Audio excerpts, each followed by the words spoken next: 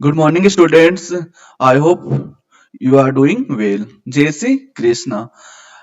I hope सभी ने अभी तक 2 से 3 बार अपना रिवीजन कंप्लीट कर लिया होगा। अगर नहीं किया तो बेटा रिवीजन करो फास्टली।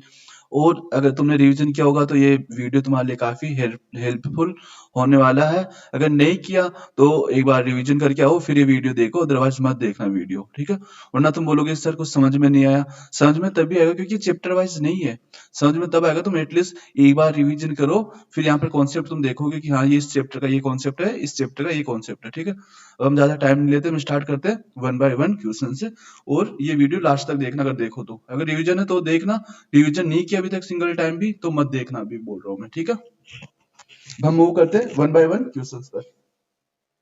तो अपने जो फर्स्ट क्वेश्चन है वो बोल रहा है कि यूनिट ऑफ, फर्स्ट क्वेश्चन है कि यूनिट क्या होती है मोलर कंडक्टिविटी की। तो क्या होती है यूनिट, सभी को पता है क्या यूनिट होती है, Simon centimetre square mole inverse. इसको साथ में हम क्या भी बोल सकते हैं, ओम इनवर्स भी बोल सकते हैं। ओम इनवर्स सेंटीमीटर स्क्वायर या मोल इनवर्स, इसकी जगह क्या भी हो सकता।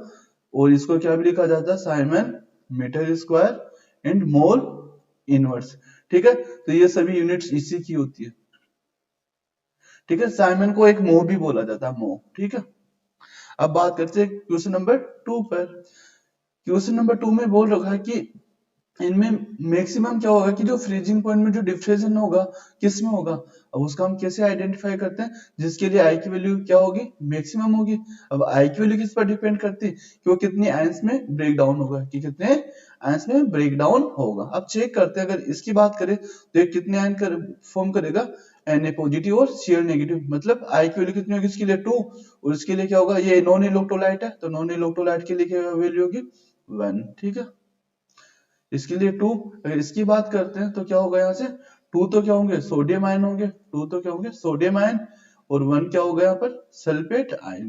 क्या होगा, सल्फेट आयन। तो ओवरऑल कितना हो गया, 3। अब यहाँ पर चेक करते हैं कितना होगा। यहाँ पर क्या होगा, 2 तो क्या होंगे एल्यूमिनियम आयंस, और 3 क्या होंगे सल्फेट आयंस। तो ओवरऑल कितने आयंस हुए यहाँ पर, 5 आयन। 5 तो सबसे ज्यादा इसी का होगा, ठीक है। ये सबसे ज्यादा चेंज लाएगा। अब बात करते हैं नेक्स्ट क्वेश्चन पर। नेक्स्ट क्वेश्चन पर मूव करते हैं। इन्होंने बोल रखा कि मैग्नेटिक मोमेंट निकालते हैं। तो सबसे पहले हमें पता है कि गैस की कोऑर्डिनेशन नंबर 4 है, और इसके जो हाइब्रिडाइजेशन है वो कौन सा है, टेट्राहेड्रल हाइब्रिडाइजेशन है। अब बात करते हैं सबसे पहले निकल, ठीक है। निकल है, अब निकल का एटॉमिक नंबर कितना दे रखा है, 28। और मैंने बता रखा है कि सबसे पहले तुम क्या लिखोगे, 4s और 3d, ठीक है। अब तुम्हें अगर इलेक्ट्रॉनिक कॉन्फ़िगरेशन नहीं आता ना, तो जब भी आए ना तो 2 क्या है, 2 है तो 2 कहाँ जाएगा, s के ऊपर, और 8 कहाँ जाएगा, d के ऊपर। ये क्या है, जीएस स्टेट है। ये कौन सी स्टेट है, ग्राउंड स्टेट। अब बात करते हैं इसमें पहले ऑक्सीडेशन स्टेट की, कितनी क्या ऑक्सीडेशन स्टेट इस मॉलिक्यूल में, तो चेक करते हैं। इसकी हमने बोला निकल की x है, एक, ठीक है। क्लोरीन हो गया, क्लोरीन, एक क्लोरीन पे कितना होता, -1 चार्ज होता। और कितनी क्लोरीन है, 4, इक्वल टू क्या चार्ज है, -2। अब इसको सोल्व करोगे तो x -4 इक्वल टू -2, तो x इक्वल टू क्या होगा, 4 -2, तो x की वैल्यू क्या हुई, 2। तो इसकी ऑक्सीडेशन स्टेट कितनी हुई, +2। अगर +2 करने के लिए क्या होगा, इसमें से -2 इलेक्ट्रॉन्स हमें रिमूव करवाने होंगे, और रिमूव करवाते क्या फॉर्म होगा, निकल +2 होगा। अंडरस्टैंड। अब मुझे बताओ कि एक तो 3d है, एक 4s है। आउटर ऑर्बिटल से इलेक्ट्रॉन्स लूज होंगे, तो आउटर ऑर्बिटल कौन सा हुआ, 4s ही तो आउटर ऑर्बिटल हुआ ना। तो यहाँ से 2 इलेक्ट्रॉन्स मूव होंगे, तो क्या बचेगा यहाँ पर, 4s 0, और 3d क्या बचेगा, 8 बचेगा, तो 8 बचेगा। अब हमें पता है क्या टेट्राहेड्रल है ना, टेट्राहेड्रल में स्प्लिटिंग कैसी होती है, इसमें 2 तो 2 ऑर्बिटल्स नीचे और 3 ऊपर, ठीक है।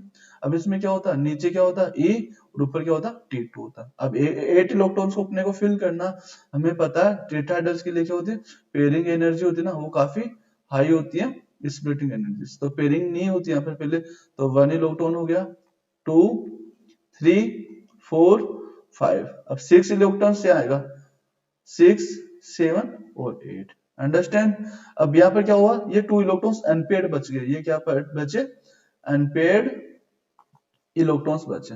अब हम देखते हैं कि जो मैग्नेटिक मोमेंट होता उसका फॉर्मूला क्या होता, मैग्नेटिक मोमेंट का फॉर्मूला होता n bracket n +2 bracket close और सब इस पर रूट, और इसकी यूनिट क्या होती है, बोर मैग्नेट्रॉन। ये याद रखना है, यूनिट कई बार क्वेश्चंस में आता है कि what is the unit of the bore magnet, sorry what is the unit of the magnetic moment. Okay, अब बात करते हैं, अब एन की वैल्यू कितनी है अपने पास, अनपेड एन क्या है यहाँ पर, एन क्या, अनपेड अनपेड इलेक्ट्रॉन्स है, ठीक है, अनपेड इलेक्ट्रॉन, और एन की वैल्यू कितनी है यहाँ पर, 2 है इसके लिए, तो बात करोगे 2 पुट करोगे ब्रैकेट n प्लस 2, सॉरी 2, और इसको कंप्लीट हो जाएगा रूट, तो क्या होगा यहाँ पर 2 प्लस 2 4, 4 मल्टीप्लाई 2 8, रूट 8, और रूट 8 की वैल्यू कितनी होती है हमें पता है 2 पॉइंट, अब चेक करो ना कितनी होगी यहाँ पर 2 पॉइंट, मतलब 3 से कम होने वाला, और यहाँ देखो कौन सा पास में, सबसे पास में ये है, तो क्या हो जाएगा 2.82 bm, अंडरस्टैंड। इसके लिए एक ट्रिक भी, अगर तुम्हें ये फॉर्मूला नहीं याद हो तो क्या करोगे, जितने भी अनपेड इलेक्ट्रॉन है ना, तो मैग्नेटिक मोमेंट इधर देखते हैं, मैग्नेटिक मोमेंट क्या होगा, जितने भी इलेक्ट्रॉन्स है ना, तो n प्लस एक्स कर देना, n प्लस एक्स। अब तुम बोलोगे सर क्या है x, क्या x जो भी रूट से निकलेगी वो वैल्यू, या अदरवाइज क्या करोगे, जैसे कि n की वैल्यू क्या होगी, n.89 हो जाए होगी, या क्या होगी n.82 होगी, या अराउंड, ये मानो कि जस्ट थोड़ा सा कम होगा उसमें से, तो पॉइंट, इसको जैसे कि हमने बोला 0.9 होगी, 90, इस रेंज में तुम्हारी क्या होगी वैल्यू होगी पॉइंट के बाद में। जैसे कि मैं बोलूँ अनपेड इलेक्ट्रॉन्स कितने अपने पास, एन की वैल्यू 3 है, एन की वैल्यू क्या 3, तो इसके लिए जो मैग्नेटिक मोमेंट निकलेगा वो क्या होगा 3.87 के समथिंग आएगा, अंडरस्टैंड। तो ये वैल्यू जो जो तुम्हारे एमसीक्यूज होंगे, तो जो नियर बाय वैल्यू हो तुम उसको चूज करोगे, ठीक है, क्योंकि तुम्हें इतना गैप मिलेगा, इतना गैप देखो 1 है, 2 4 2 और 5। अब मूव करते हैं नेक्स्ट क्वेश्चन पर। अब क्वेश्चन में बोल रखा है कि जिंक सल्फेट से जिंक के अंदर कितना चेंज होगा। अब मुझे ये बात बताओ, यहाँ पर ऑक्सीडेशन स्टेट कितनी दिख रही है तुम्हें, 0, और जिंक सल्फेट में ऑक्सीडेशन स्टेट कितनी क्या होगी यहाँ पर +2, और इस पर क्या होगी -2।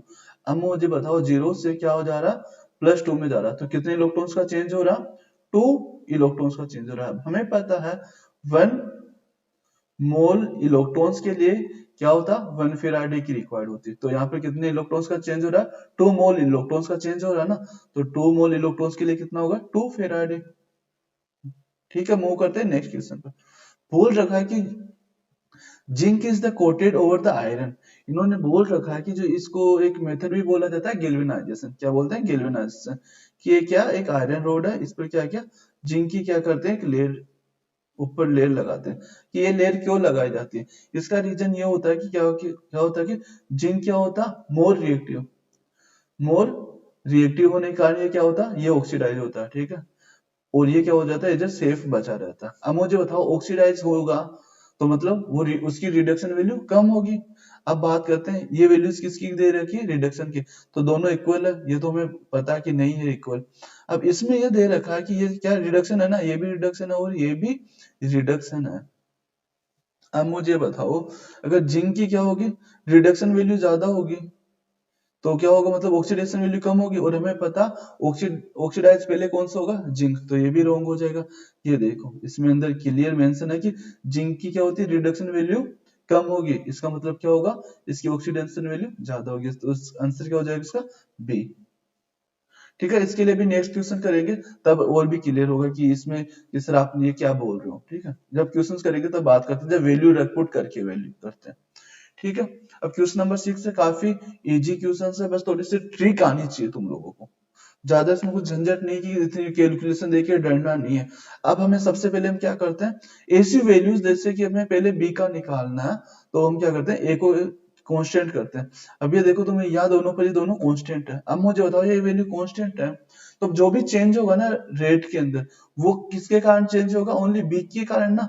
अब चेक करते हैं यहाँ पर क्या हो, दोनों कांस्टेंट है, ए की वैल्यू 3 है, यहाँ भी 3 है। अब यहाँ बात करते हैं 2 से कितना हुआ 4, मतलब डबल किया ना इसकी कंसंट्रेशन, बट रेट पर क्या हुआ, नेट रेट पर क्या हुआ, कोई इफेक्ट नहीं पड़ा, मतलब बी के अकॉर्डिंग क्या हुई रेट, बी के अकॉर्डिंग क्या हुई रेट 0, क्योंकि कोई फर्क नहीं पड़ रहा ना, और 0 जब पुट करते हैं तो 1 आता है वैल्यू, मतलब कोई इफेक्ट नहीं हो रहा है यहाँ पर। अब बात करते हैं हमें एक ही निकालने, अब एक ही निकालने के लिए हमें क्या करना पड़ेगा, बी को कांस्टेंट, और बी कहाँ पर कांस्टेंट है यहाँ पर, अब चेक करते हैं 4, और यहाँ पे 4 मतलब कांस्टेंट है। अब जो भी चेंज होगा ना रेट में, वो किसके कारण चेंज होने वाला, ए के कारण चेंज होने वाला, ठीक है। अब ए में यहाँ पर देखो कितने टाइम इंक्रीज हुआ है, 2 टाइम्स ना। कितने टाइम कंसंट्रेशन चेंज करिए, 2 टाइम्स इंक्रीज हुआ। अब तुम यहाँ चेक करोगे ना, तो कितने टाइम इंक्रीज हो रहा है, 4 टाइम। कितने टाइम, 4 टाइम। अब मुझे बताओ मैं 2 की वैल्यू क्या पुट करूं, 2 की वैल्यू x में क्या पुट करूं कि ये 4 हो, ये 4 टाइम्स इंक्रीज है ना।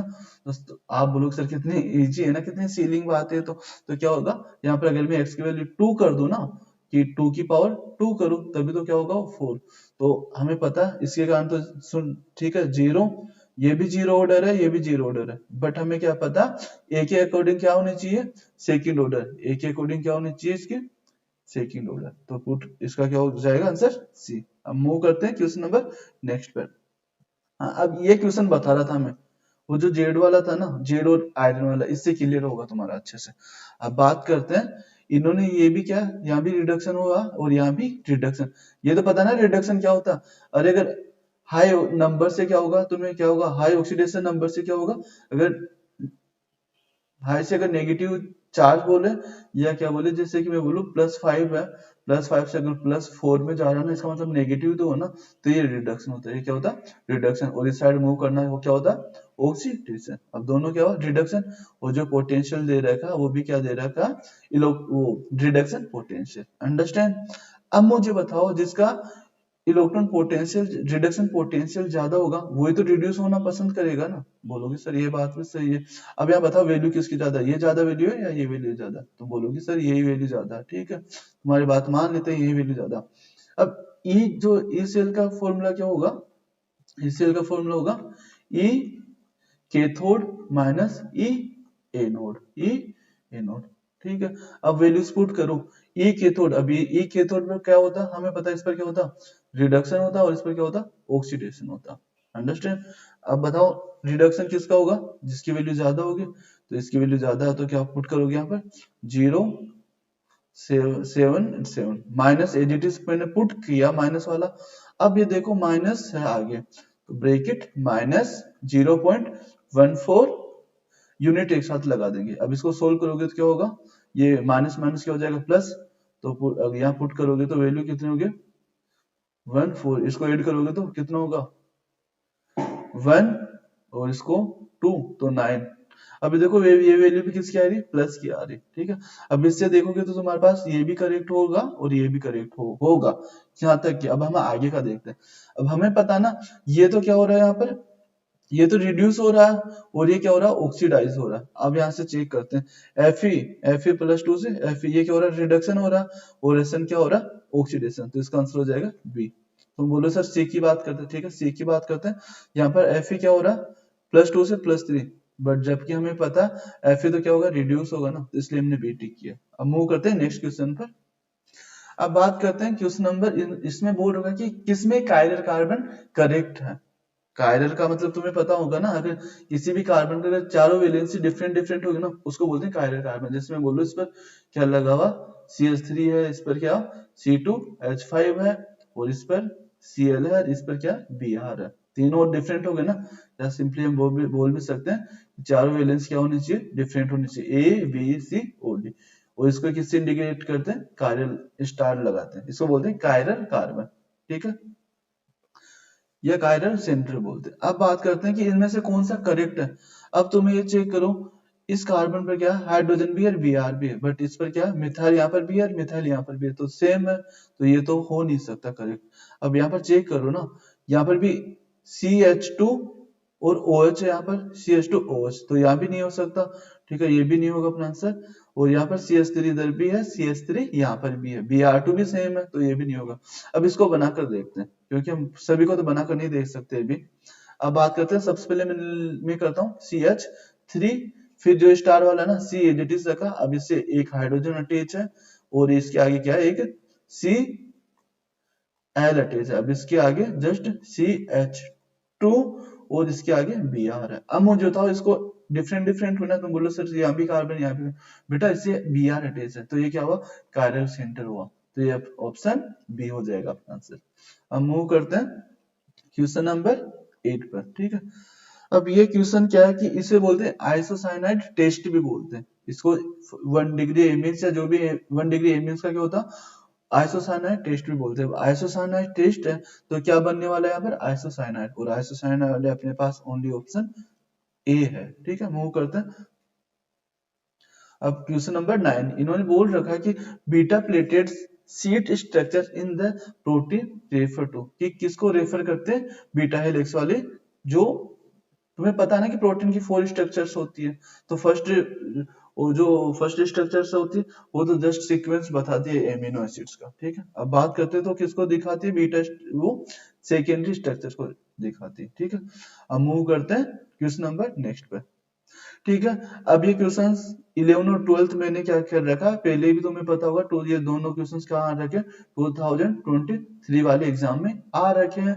तो इसके लिए मैंने एक वीडियो, मैंने 2023 और 2022 का क्या कर रखा, मैंने कंप्लीट सॉल्यूशन करके वीडियो अपलोड कर रखा, जिसका लिंक तुम्हें डिस्क्रिप्शन में मिल जाएगा, वहां जाके इसको देख लेना। ठीक है, बट इसका आंसर क्या होगा, या थोड़ी सी मैं बता देता हूँ।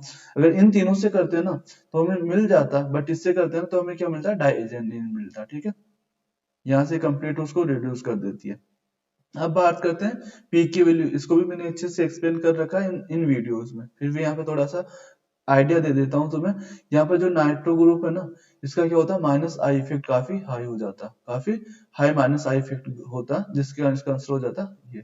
ठीक है, और एक और आइडिया में देता हूँ तुम्हें, जो एसिडिक नेचर होती है ना, वो किसके इनडायरेक्ट प्रोपोर्शनल होती है, पी के वैल्यू की। ठीक है, अगर पी के वैल्यू क्या होगी, ये वैल्यू क्या होगी, इंक्रीज होगी ना, तो एसिडिक की वैल्यू कम होगी, और अगर एसिडिक की वैल्यू बढ़ेगी तो ये वैल्यू क्या हो, इसको क्या होना पड़ेगा, कम होना पड़ेगा। ठीक है, इसीलिए तो इन्होंने क्या बोला, लोवेस्ट पी की वैल्यू, और लोवेस्ट पी की वैल्यू किसकी होगी, यहाँ पर, क्योंकि यही मैक्सिमम एसिडिक स्ट्रेंथ होगी। अब मूव करते हैं नेक्स्ट पर।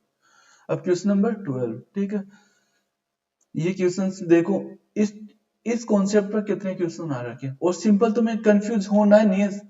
अब तुम बोलोगे सर हमारे स्कूल के हमारे टीचर्स ने तो हमें ये बताया कि ईसीएल क्या होता है, ईसीएल इक्वल टू क्या बताया, हाँ ये बताया होगा कि इस कैथोड प्लस ई एनोड बताया हमें, तो ये बताया बेटा, वो इस तब बताया उन्होंने, यहाँ पर क्या हुआ, ऑक्सीडेशन पोटेंशियल लिया, कौन सा लिया, ऑक्सीडेशन पोटेंशियल लिया, जबकि क्वेश्चन जो तुम्हारा आएगा ना उसमें मोस्टली क्या होगा, रिडक्शन पोटेंशियल ही होगा।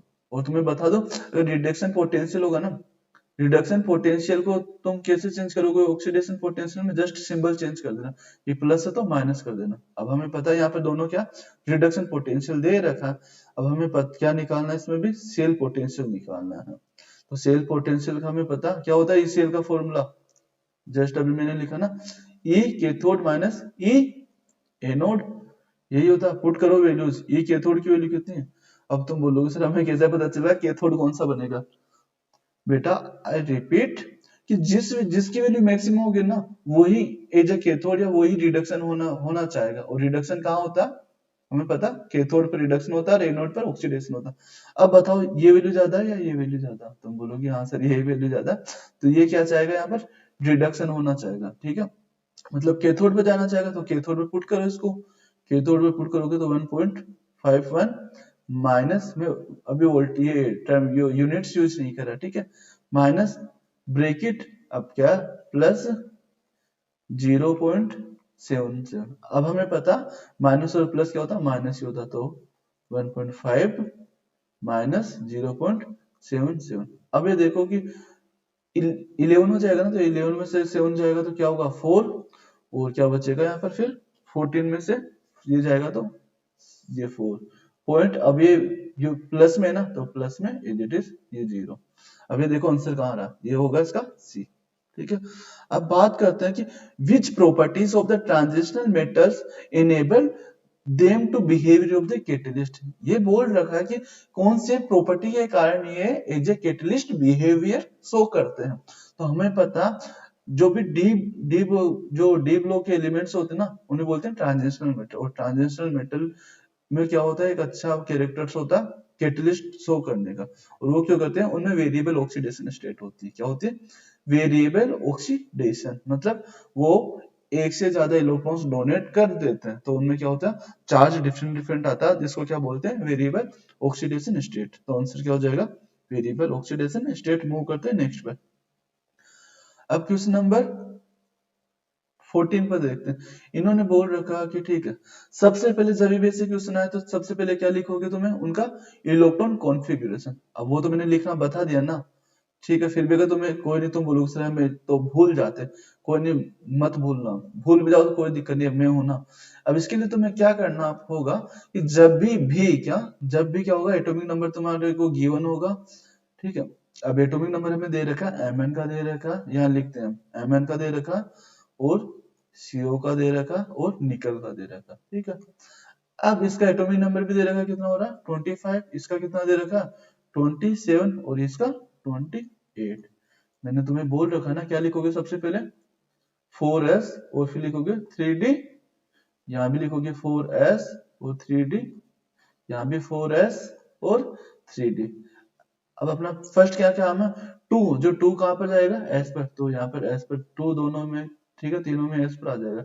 अब इसके पीछे क्या 5, 5 कहाँ जाएगा डी पर, और यहाँ पर 7 है और यहाँ पर 8 है, तो यहाँ पर क्या आएगा 8। अब हम मूव करते हैं वापस क्वेश्चन की ओर।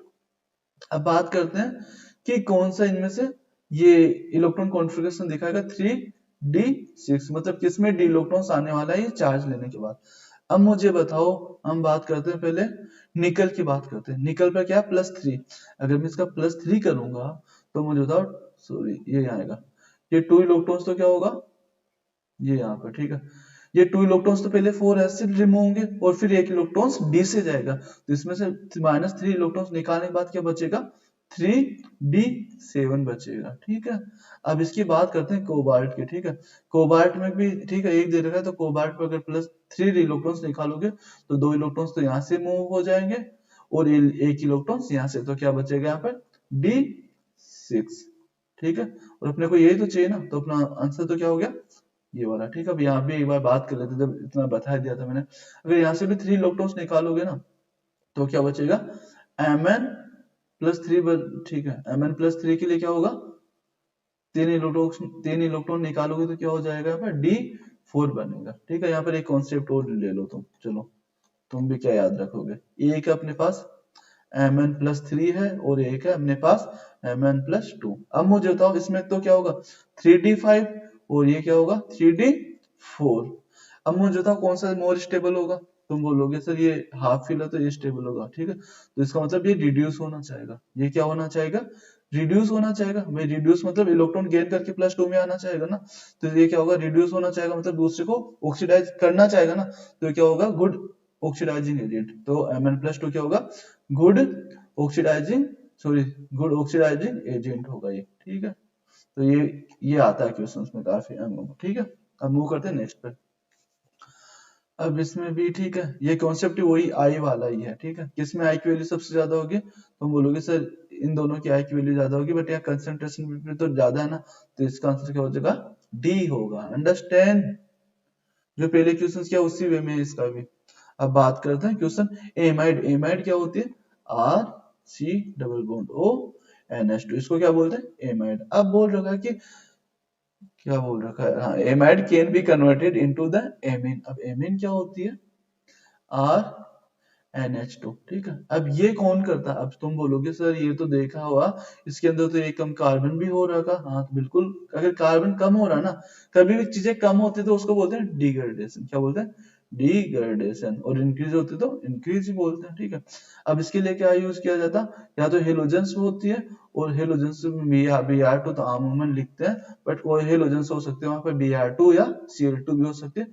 और किसकी प्रेजेंस में होती है बेस की प्रेजेंस में, किसकी प्रेजेंस में होती है बेस, जनरली NaOH दिखेगा तुम्हें एग्जाम में जनरली, या OH- हो सकता है, ठीक है। पोटेशियम हाइड्रोक्साइड भी हो सकता है।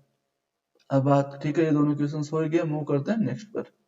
डाइक्रोमेट आयन, तुम बोलोगे सर हाँ हमें पता है हमें पता, और तुम जरूर गलत करके आओगे क्वेश्चन, ठीक है। पहले डाइक्रोमेट आयन क्या होता है, डाइक्रोमेट का मतलब होगा, अगर जनरली हम पहले इसका कंपाउंड लिखते हैं, क्या होगा कंपाउंड इसका K2Cr2O7 ये होता है, ठीक है। तो डाइक्रोमेट आयन बोल रखा है, तो इसमें से मतलब ये 2 पोटेशियम चले गए, तो क्या बने यहाँ पर Cr2O7-2, ये चार, ठीक है। अब इसकी स्ट्रक्चर्स कैसी होती है, अब हमें पता ठीक है, 2 CR है तो 2 CR हमने एजिटिस रखा। अब इन्होंने साथ में बोल भी रखा कि टेट्राहेड्रल स्ट्रक्चर है। कौन सी स्ट्रक्चर है? टेट्राहेड्रल। तो टेट्राहेड्रल स्ट्रक्चर बनाएंगे हम। ये क्या किया हमने? ऑक्सीजन ऐड किया इस पर, ये यहाँ पर एक ऑक्सीजन किया। टेट्राहेड्रल का मतलब ये क्या होगा, इसका ये 4 लोगों से बंधा हुआ होगा साइड में। अब यहाँ पर क्या होगा, एक ऑक्सीजन दोनों में कॉमन होगा। अब देखो कितने 3 ऑक्सीजन तो हो ही गए। अब यहाँ पर कितने ऑक्सीजन बचे? 4। तो 2 इस पर लगा दो और 2 इस पर पुट कर दो। अब बात करोगे एक जो जहां से पोटेशियम जुड़ा होता है ना, यहाँ पर तो इस पर माइनस चार्ज आ जाएगा, भाई -2 है तो एक इस पर चार्ज रहेगा और एक चार्ज यहाँ पर रहेगा। अब बताओ आंसर क्या होगा? ठीक है, अब तो तुम्हारे लिए तो थाली में तुम्हें तो गिफ्ट ही रख दिया मैंने। अब बताओ क्या होगा तुम्हारे अकॉर्डिंग आंसर। ठीक है, पहले जो तुम सोच रहे हो इस वे में मैं चेक करता हूँ। यहाँ पर क्या 1 2 3 4 बोलोगे सर 4 कार्बन तो ये वाला ठीक लग रहा है मुझे। इसके अलावा हम चेक करते हैं इसमें सी। ठीक है, इसको भी देखते हैं। CRO यहाँ से चेक करते हैं। ठीक है, all CRO bond are equivalent length. तुम बोलोगे सर इक्विवेलेंट लेंथ हो सकती है क्या? नहीं यार, यहाँ पर ये देखो ना, प्रोक्सी लिंकेज है। ये किसको क्या बोलते हैं? प्रोक्सी लिंकेज बोलते हैं। तो ये तो प्रोक्सी लिंकेज तो डिफरेंट होनी है। ठीक है, चलो तुम सोचो, टाइम चला जाएगा, मैं बताता हूँ। ये नेगेटिव चार्ज है ना, नेगेटिव चार्ज, भाई ये भी तो रेजोनेंस शो करेगा ना। अगर ये रेजोनेंस शो करने लगा तो चार्ज यहाँ भी जाएगा और यहाँ भी जाएगा। करेक्ट? सब बोलोगे हाँ सर बात तो सही है। भाई ये यहाँ भी जाएगा, अब रेजोनेंस ये करेगा तो ये भी तो करेगा ना रेजोनेंस, ये भी रेजोनेंस शो करेगा। तो 1 2 3 तो ये हो गए, और 4 5 और 6, तो मतलब यहाँ पे क्या होगा, 6 जो CRO बॉन्ड है ना, वो क्या होंगे यहाँ पर इक्विवेलेंट। इक्विवेलेंट मतलब सेम लेंथ के होंगे। ठीक है, इसका मुझे एग्जैक्ट करेक्ट वैल्यू तो याद नहीं है, बट मे बी इसकी होती है 160 पिकोमीटर के समथिंग होगी, और उसकी होगी 190 पिकोमीटर। पिकोमीटर क्या होता है? 10 की पावर -12, हाँ 12 मीटर होता है पिकोमीटर। ठीक है, ये होता 1 मिनट पिको का। नैनो तो होता -9 होता है, हाँ यही होगा। ठीक है, पिकोमीटर मतलब ये वैल्यू इतनी छोटी वैल्यू होती है। बट ये ध्यान रखना है कितना था, 190 पिकोमीटर और 160 पिकोमीटर। अब मूव करते हैं नेक्स्ट पर। अब वो बार बोल रखा कि which of the following cell was used in the Apollo space. तो कौन सा सेल यूज किया जाता है इसके लिए?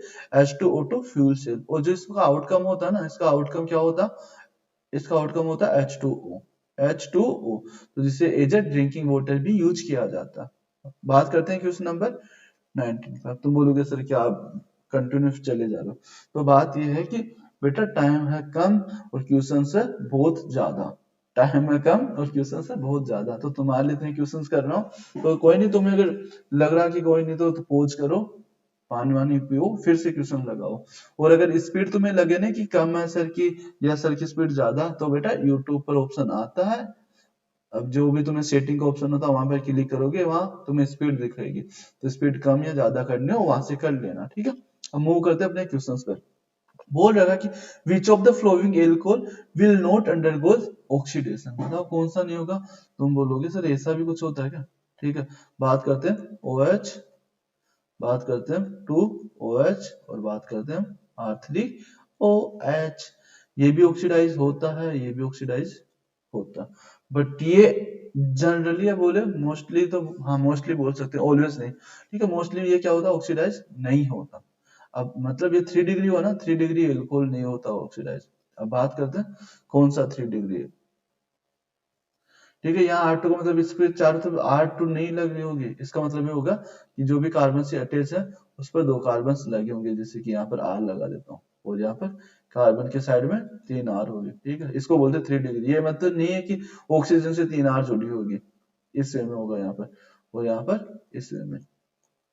ठीक है, अब चेक करते हैं। ये तो क्या दिख रहा, तुम्हें 1 डिग्री दिख रहा ना ये, और यहाँ चेक करोगे तो ब्यूट 2, यहाँ भी 2 डिग्री है। अब यहाँ चेक करोगे ये भी 2 डिग्री दिखा। अब इसको देखते हैं अपन, ब्यूट है ना, तो ब्यूट का मतलब 4 कार्बन पुट करो पहले तो। ठीक है, अब देखो 2 पर क्या मिथाइल है, 2 पर क्या मिथाइल है, और 2 पर ही क्या एल्कोहल ग्रुप है। अब बताओ कौन सा दिख रहा है? ये वाला दिख रहा। ठीक है, तो आंसर ये हो जाएगा अपना। अब कंडीशन बोलोगे तो सर ये अगर ये शो नहीं करता तो क्या शो करता? बेटा जब भी अगर इसमें हीट कराओगे ना, तुम हीट दोगे ना, जैसे कि कॉपर और 300 वाला दे रखा है एनसीईआरटी में, ठीक है, तो ये क्या होगा? एलिमिनेशन रिएक्शन शो करता है। यहाँ पर क्या करता है? एलिमिनेशन रिएक्शन, जिसे बोलते हैं बीटा हाइड्रोक्सी। तो इसमें क्या होगा? एल्किन फॉर्म होगी। क्या होगी? एल्किन फॉर्म हो जाएगी यहाँ पर। अब मूव करते हैं नेक्स्ट पर। अब क्वेश्चन दे रखा है कि 1 मोल ऑफ द लिक्विड, ठीक है, ये बोल रहा है कि जो भी इन दोनों को मिक्स करने पर आइडियल सॉल्यूशन से क्या होगा? वो पॉजिटिव होगा या नेगेटिव हो शो करेगा, ठीक है। अब बात करते हैं हम, इसने बोला कि 1 मोल तो क्या दे रखा? ए का दे रखा, ठीक है। 1 मोल तो क्या दे रखा? ए दे रखा, और 2 मोल क्या दे रखा? बी दे रखा। तो टोटल मोल कितने हो गए? 3। तो अब ए के लिए अगर एक्स ए की बात करूं तो क्या हो जाएगा? एक्स ए के लिए 1/3, और एक्स बी के लिए क्या हो जाएगा? 2/3। अब अब हमें पता है ना पी ए और पी बी क्या होता? पी ए और पी बी क्या होता? X A and P nought A, X B and P nought B. Put करो वैल्यूज। एक्स ए की वैल्यू क्या? 1/3, और इसकी वैल्यू कितनी है? 2/3 मल्टीप्लाई। अब देखो इसका वैल्यू कितना? 40, ये ए के लिए ना 45, तो इंटू 45, इसके लिए करोगे तो 30। चेक करो कितना आएगा। इसको सोल्व किया तुमने, क्या आया?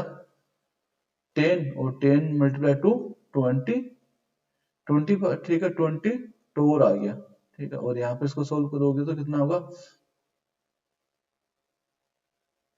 इसको एक मिनट, हाँ सही है। कितना होगा यहाँ पर? 15 आएगा ना, 15 टोर, ठीक है। अब हमें पता जो पी टोटल होता, पी टोटल क्या होता? P A plus P B. Check करो क्या होगा। इसकी वैल्यू हो जाएगी 15 प्लस 20, तो इक्वल टू 35 टोर हो जाएगी, ठीक है। अब मुझे बताओ जो अपना कैलकुलेशन से क्या रहा है, ये 35 टोर, और इन्होंने बोल रखा कि कितना वेपर प्रेशर है यहाँ पर? 40 टोर। अब तुम्हें कुछ लग नहीं रहा कि सर क्या बोलो, या तो वैल्यू प्रेशर की कम हुई ना, तो वैल्यू अगर प्रेशर की, ठीक है। अब एक और कॉन्सेप्ट में बताऊं, जो पॉजिटिव पॉजिटिव और जो नेगेटिव डिफ्लेक्शन बताते हैं ना, वो दिखाते हैं वॉल्यूम की बेस पे। मुझे बताओ कि मेरे पास क्या है, एक कंटेनर ये है और एक कंटेनर ये है, ठीक है। इसमें मैंने बोला तुम्हें कि इसका जो प्रेशर है ना, इसका भी क्या? 1, इसका मैंने बोला 1 1 टोर है। इसका प्रेशर क्या मैंने बोला? 1 टोर है। और इसका मैंने बोला क्या? 0.8 टोर है, ठीक है। ये यहाँ तक देखो। मैंने बोला कि तुम्हें इसमें क्या है? 10 मोल क्या? गैस है। क्या? 10 मोल गैस है। तो तुम बताओ इसमें क्या होगा? तुम बोलो सर ऐसे कैलकुलेशन कर सकते हैं। अरे कैलकुलेशन तो वैसे कर सकते हैं, बट अभी जस्ट मुझे ये बताओ क्या होगा तुम्हारे अकॉर्डिंग? मोर देन 10 होगा या लेस देन 10 होगा भी सॉल्यूशन? तुम बोलोगे सर अगर प्रेशर कम हुआ तो यहाँ पर जो वॉल्यूम होगा, मतलब वॉल्यूम तो फिक्स है ना, कंटेनर का तो फिक्स है, बट जो सॉल्यूशन है ना उसका तो वॉल्यूम कम होगा ना। वैल्यू अगर कम आई है तो कम होगा, ठीक है। तो ये वैल्यू तो कम है, बट इन्होंने रेस्पेक्टली बोला, तो कौन सा सोच करेगा यहाँ पर? पॉजिटिव, ठीक है। तो क्या शो करेगा? पॉजिटिव वे में दिखाएगा, ठीक है। अगर जैसे यहाँ पर 40 से ज्यादा होते हैं ना, जैसे कि अपनी वैल्यू निकल के आती है यहाँ पर 41 भी, तो हम क्या बोलते हैं? नेगेटिव विचलन दर्शाता, ठीक है। बात करते हैं नेक्स्ट पर। अब क्वेश्चन नंबर, इन्होंने बोला कि if molecularity dilute solution is double the value of the molar evolution, ठीक है। जो केबी वैल्यू है ना, ये ओनली डिपेंड करती है सोल्वेंट पर। किस पर डिपेंड करती है? सोल्वेंट पर डिपेंड करती है। तभी तो तुमने देखा होगा ना कि वाटर का स्पेसिफिक होता है। जो भी तुम्हारे एग्जाम है मोस्टली या तो वाटर का होता या बेंजीन का होता है, दोनों के लिए स्पेसिफिक है। तो ये डाइल्यूशन पर इफेक्ट करेगी नहीं, तो क्या बोलेंगे इसको? अनचेंज्ड बोलेंगे या अपरिवर्तित बोलेंगे। आप बोलते हैं सुक्रोज। सुक्रोज का जो जल अपघटन होता है, हाइड्रोलाइसिस ऑफ द सुक्रोज, क्या बोलते हैं? इन्वर्जन बोलते हैं। जब इसका इन्वर्जन करते हैं तो क्या क्या मिलता है अपने को? एक तो ग्लूकोज मिलता है और एक ग्लेक्टोज मिलता है, ठीक है। जिसको ग्लूकोज और ग्लेक्टेज, ठीक है। मूव करते हैं नेक्स्ट पे। अब बोल रखा है कि फॉर इलेक्ट्रोलाइट, कोई इलेक्ट्रोलाइट है, उसको अगर तुम वाटर में डिजोल्व करोगे ना, तो उसके लिए आई की वैल्यू क्या होगी? वॉन ऑफ की वैल्यू क्या होगी? मुझे बताओ। जैसे कि अगर NaCl है, NaCl अगर इसको मैं ठीक है वाटर में पुट करूंगा तो क्या होगा? ये किस में कन्वर्ट होगा? Na पॉजिटिव और Cl नेगेटिव में। मतलब टू है ना यहाँ पर, तो हम क्या बोलेंगे कि अगर कोई इलेक्ट्रोलाइट है मतलब वो टूटेगा ही टूटेगा। और साफ बोल रखा है ना, डिसोसिएशन की बात कर रखा है इसने। एसोसिएशन मतलब दो टर्म होती है, डिसोसिएशन मतलब टूटना, क्या होता है टूटना, डिवाइड होना, और एक होती है एसोसिएशन, एसोसिएशन मतलब एड होना, ठीक है। तो यहाँ पर क्या होगा, मतलब टू है तो क्या बोल रखा है कि is always greater than one, बिल्कुल कि एक से तो ज्यादा ही होगी ना, कम तो हो ही नहीं सकती, कि एक तो ये पहले है ना भाई, इसको अगर वन मॉलिक्यूल काउंट करोगे तो हाइड्रोलाइसिस के बाद में टू आयंस कन्वर्ट प्रोड्यूस करेगा ये, ठीक है। क्वेश्चन नंबर 24, ठीक है, सिंपल क्वेश्चन है। ये बोल रहा है कि कौन सा अपने लाइफ के टाइम पूरी कंप्लीट थ्रू लाइफ अपना वोल्टेज चेंज नहीं कर सकता, या मतलब चेंज नहीं करता या कांस्टेंट रखता, तो कौन सा रखता हो, मर्क्यूरी शेयर होता है, ठीक है। अब बात करते हैं ये क्वेश्चन, ये तो क्वेश्चन तुम करो, मुझे वाटर पीना पड़ता है, इजी क्वेश्चन है।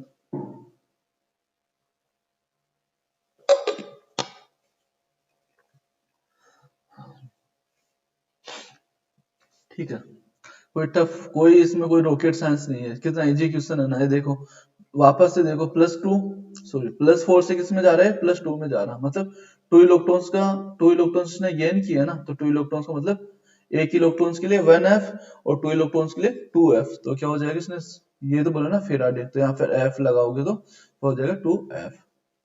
मूव करते हैं नेक्स्ट पर, ठीक है। इस क्वेश्चन के लिए हम क्या करते हैं, पहले रेट लो लिखते हैं, ठीक है। रेट लो लिखोगे तो क्या हो जाएगा, D A upon D T, वो भी माइनस का, और equal to minus D B upon D T, और साथ में इसका कोफिशिएंट है वो डाउन भी जाएगा 1/2, इक्वल टू इसके लिए लिखोगे तो 1/3, जो कोफिशिएंट है वो डाउन जाएगा, और जो प्रोडक्ट है ना उन पर क्या लिखते हैं, इंडिकेट प्लस का सिंबल लगाते हैं, और साथ में क्या लिखोगे, D C by D T, और इसको ब्रैकेट्स में बंद करते हैं। ब्रैकेट में क्यों बंद करते हैं, क्योंकि कंसंट्रेशन वाली टर्म, और कंसंट्रेशन को ब्रैकेट में हम मेंशन करते हैं। अब equal to dB upon dt, क्योंकि इसके साथ कोफिशिएंट नहीं है, तो अगर 1/1 भी लिखोगे तो दोनों एक ही बात होती है। अब बात कर रखी है कि इन्होंने बोल रखा है कि DC इक्वल टू क्या होगा, क्या वो बोल रखा है, DC अपॉन DC। अब DC वाला देखते हैं, मतलब DC के इक्वल होने के लिए ये सभी के साथ 3 से मल्टीप्लाई करूँ ना मैं, तब ये वैल्यू निकल के आएगी। तो ये देखो, मैं 3 से मल्टीप्लाई करता हूँ सभी को, तो ये 3 तो यहाँ से कैंसिल आउट हो जाएगा, यहाँ पर 3 आ जाएगा सभी जगह पर, ठीक है। यहाँ का 3 तो कैंसिल आउट हो गया इससे, और यहाँ पर 3 आ गया, यहाँ पर 3 आ गया, और यहाँ पर भी 3 आ जाएगा। अब चेक करो कहाँ देखो, कहाँ रखा है, एक तो 3 यहाँ पर दिख रहा अपने को, और एक 3 यहाँ पर दिख रहा, बट एक के साथ में क्या सिंबल है, माइनस का, और यहाँ पर प्लस का, तो यहाँ पर सिंबल की ही मिस्टेक है। अब चेक करते हैं नेक्स्ट पर, डी को चेक करते हैं, यहाँ क्या 3, अब देखो 3 कहाँ है, ये 3/2 dB बाई dt, और वो भी क्या माइनस का सिंबल सेम है, तो आंसर डी हो जाएगा। अब मूव करते हैं नेक्स्ट में। इन्होंने बोल रखा है कि the unit of rate constant and rate reaction are the identical, और किसके लिए होता है, ये तो सिंपल क्वेश्चन है ना, जिसमें मतलब ऑर्डर जीरो होगी ना, उस उन रिएक्शंस के लिए क्या होती है, दोनों सेम होती है, तो जीरो ऑर्डर रिएक्शंस। अब ठीक है, विच of the flowing transitional metals do not show a variable oxidation, मतलब जो एक से ज्यादा ऑक्सीडेशन शो नहीं करते, और कौन सी नहीं करते, तुम्हें याद हो तो, शक्ति विकर फी सॉरी शक्ति विकर मन फी कोनिकदम, ठीक है। अब इसका क्या होता है 21, अब इसमें क्या होगा, ये एक ही ऑक्सीडेशन स्टेट शो करता है, वो कौन सी करता है, स्केडियम+3, क्योंकि इसका अगर ऑक्सीडेशन होगा तो 4s2, ये इसका इलेक्ट्रॉन कॉन्ट्रीब्यूशन होता है, और क्या होता 3d1, तो ये अगर ये दो, ये क्या होता है, तीनों एक साथ डोनेट करके स्केडियम+3 बनाता, और ये +2 शो नहीं करता। अगर वो ये बोले ना कि 3d सीरीज में कौन सा एलिमेंट है जो +2 नहीं शो करता, तो कौन सा होगा, वो स्केडियम। इस क्वेश्चन का आंसर कौन सा हो गया, डी। एक और यहाँ पे एक क्वेश्चन और बता देता हूँ, तो मैं बोले कि जो जनरल होती है ना, जनरल ऑक्सीडेशन स्टेट 4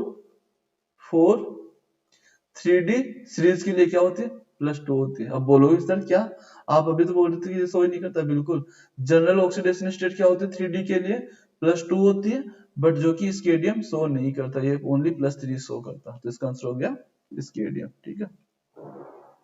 अब बात करते हैं इसमें उन्होंने बोला कि कोऑर्डिनेशन उपसर्जक का मतलब होता है कोऑर्डिनेशन नंबर कितना होगा, और कितना होगा हमें पता है, जो NH2 है वो क्या मोनोडेंटेड है ना, मोनोडेंटेड लिगेंड है, 3 है यहाँ पर अमोनिया, ठीक है, मोनोडेंटेड है, और ये मोनोडेंटेड है, और यहाँ पे क्या 2 है, तो क्या हो जाएगी कोऑर्डिनेशन नंबर 2 हो जाएगी। अब मूव करते हैं नेक्स्ट पे।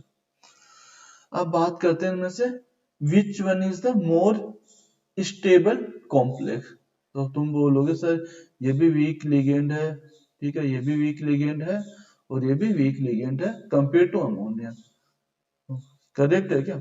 चलो ये बात तो ठीक है, अगर वीक लिगेंड की बात करें तो भाई इन सभी के कंपेयर में क्या हो गया, स्ट्रॉन्ग लिगेंड हो गए, बट और बट यही सत्य नहीं होता। इसमें क्या होता है, एक टर्म सुनी होगी तुमने, चिलेशन या चिलेशन बोलते हैं, ठीक है, दोनों ही बोलते हैं, चिलेशन बोलते हैं। तो यहाँ पर जो ऑक्जिलेट है ना, ऑक्जिलेट वो क्या होता, C double bond O, C double bond O, O O minus, अब यहाँ मेटल आएगी ना, मेटल, भाई यही तो जुड़ेगा ना भाई, एफ यहाँ पर है। अब ये देखो भाई, ये देखो तुम, ये देखो एसी क्या होगी, ये तो वन हो, एक यहाँ पर एसी होगी, एक यहाँ पर होगी, ठीक है। तो ये जो ये सर्किल्स बनेगा ना, ये सर्किल्स, इसको बोलते हैं चिलेशन रिंग। तो इसके कारण क्या होगा, ये सबसे स्टेबल होगा। अगर ये नहीं होता ना यहाँ पर, अगर इसकी जगह जैसे कि मैं बोलूं Br होता, तब अपना आंसर डी हो जाता। तब हम देखते हैं स्ट्रॉन्ग लिगेंड, बट अभी क्या होगा, चिलेशन हो रहा है, ठीक है। बात करते हैं ये PbBSF4 एसाइटिल करो, ठीक है, इसकी रिएक्शन क्या होती है कि जब भी अगर ये होता है ना, ये वाली कंडीशन, इसको भी बोलते हैं Cl, और इसको रोजेन मुंड बोलते हैं, ठीक है, रोजेन में रिएक्शंस भी बोलते हैं, इसकी नेम रिएक्शंस में आती है। और पीडी BSO4 की रिएक्शन में करवाते हैं तो क्या होता है, रिड्यूस कर देता है Cl को, यहाँ से रिमूव करके क्या बनाता है यहाँ पर, C double bond H put कर देता है यहाँ पर, ठीक है। तो क्या बनेगा यहाँ पर, ये बन जाएगा। अब मूव करते हैं नेक्स्ट पर। इन्होंने बोला है कि Gabriel phthalimide synthesis is used for the preparation of, किसके लिए किया जाता है, काफी बड़ा स्ट्रक्चर्स होता है, बट स्ट्रक्चर्स देख के हमें डरना नहीं है, ये करता है ओनली एंड ओनली प्राइमरी, और प्राइमरी में भी कौन सा, एलिफेटिक प्राइमरी को करता, ठीक है। Question number 33, the action of the nitrous acid on the ethyl amine give the mainly, so mainly क्या होता है, एक तो NO2 एक तो नाइट्रोजन देता है, और इथाइल एल्कोहल देता है, तो क्या देता है, ethyl alcohol and N plus क्या देता है, N2 गैस देता है। अब मूव करते हैं बेटा, सभी की रिएक्शन तो हम क्या कर सकते हैं, यहाँ पर सभी की रिएक्शन मैकेनिज्म हम एक्सप्लेन नहीं कर सकते, ठीक है, ये एमसी क्वेश्चन है, तो हम ट्रिक से करते हैं कि चलो ये हो जाता है, और ये एक रिवीजन बेस्ड वीडियो है, ठीक है।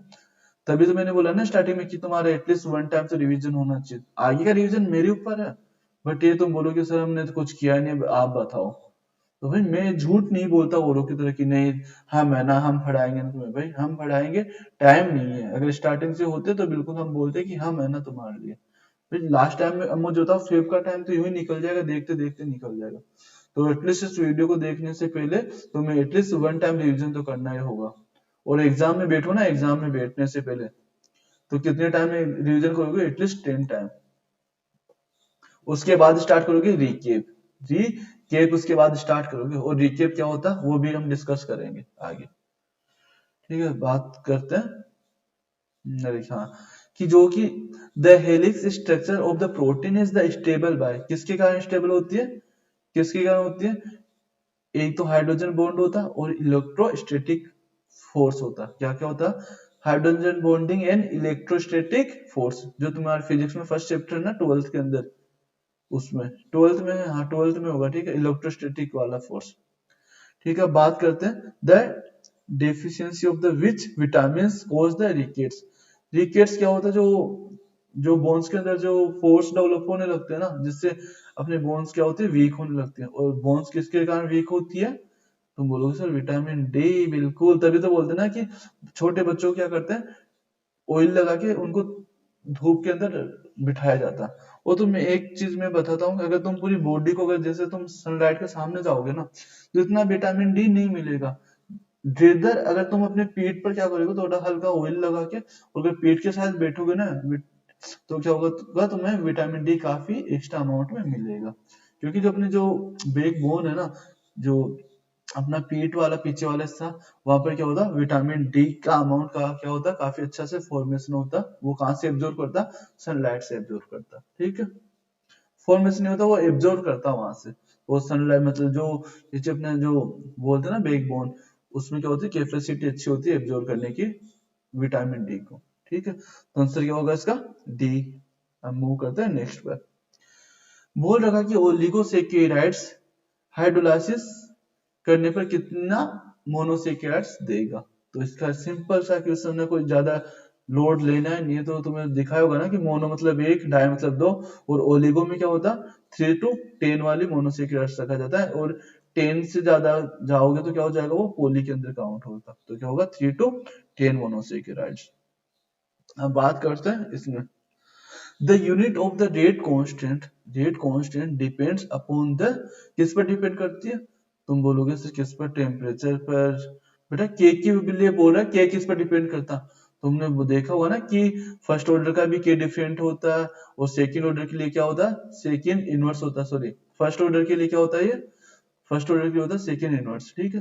तो ये किस पर, ऑर्डर पे डिपेंड कर रहा है ना, तो क्या हो जाएगा इसका, order of reaction, answer C. अब मूव करते हैं नेक्स्ट पैर। अब बोल रखा है कि इसका जो स्ट्रक्चर्स क्या होगी, आईयूपीएसी नेम दे रखा है इसका। अब सबसे पहले हम देखते हैं, ट्राई मतलब क्या होता है बेटा, ट्राई का मतलब होता 3, ठीक है। तो ठीक है, ये डिफरेंट क्वेश्चन है ना, मुझे लगा इसके दोनों सेम है, ठीक है। ट्राई का मतलब क्या होता है 3, एमीन का मतलब क्या होता है NH3, ठीक है। वो तो सभी में चारों में कॉमन है। अब फिर से देखो यहाँ पे क्या, ट्राई, ट्राई का मतलब वापस से क्या होगा 3, और नाइट्राइटो, नाइट्राइटो का मतलब होता NO2, यहाँ तक ठीक है। पर जो ये O दे रखा है ना, तुम्हें जो NO2 है ना, वो दो फॉर्म में दिखेगा तुम्हें, NO और NO2, ठीक है। यहाँ पर क्या होता है, जो डोनर होता है ना, वो क्या होता है नाइट्रोजन होता है, और यहाँ पर डोनर क्या होता है ऑक्सीजन। तो इसके लिए क्या होता है, nitrito O, nitrito O word करते हैं, और अगर नाइट्राइटो N होता ना, उसके लिए ये वाला होता। तो अब ये देखो, यहाँ पर ऑक्सीजन डोनर है, तो ये वाली कंडीशंस तो है नहीं, क्योंकि यहाँ पर नाइट्रोजन डोनर है, तो दोनों तो कैंसिल आउट हो गए। अब बात करते हैं यहाँ पर, बट तुम यहाँ देखो ना, ये तो वैसे 2 पर जा रहा है ना, तो ये तो वैसे क्योंकि NO2 ही होता है, NO3 नहीं होता, तो ऑप्शन ए चला जाएगा इसका। अब बात करते हैं, ठीक है, ये समझ में आया ना, नाइट्रेटो, इसको क्या भी लिख सकते हैं, अगर यहाँ पर एन लिखो ना, मैं जैसे क्या बोलूं एन, तो इसका आंसर क्या होता है, ये हो जाता, ठीक है।